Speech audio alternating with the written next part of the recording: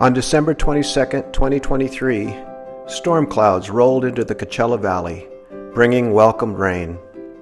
We had a steady rain for 2 days. I noticed that the clouds had been hovering over the Indio Hills and Chocolate Mountains near Joshua Trees National Park. I suspected that Thousand Palms Canyon would get quite a bit of water. I was not disappointed. Once the water starts flowing, it often breaches the sand berm that highway crews build to direct the flow into the main culvert. It doesn't take long during a good rain for the berm to breach. Hi, I'm Bill Berry, and welcome to my desert adventures.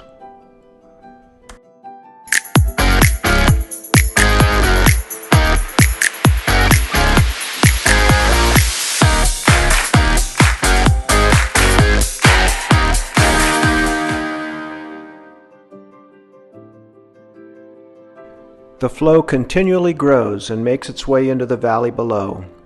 This year, the flow from this rain created quite a surprise. There was so much water coming from the Indio Hills that the flow made its way all the way into the last remaining Dune Complex in the Coachella Valley, creating a series of small lakes.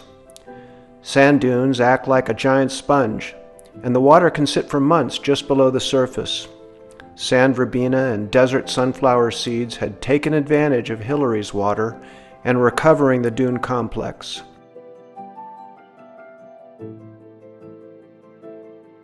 Now it looks like we're in for a special year in the last remnants of a once vast dune complex that filled the valley.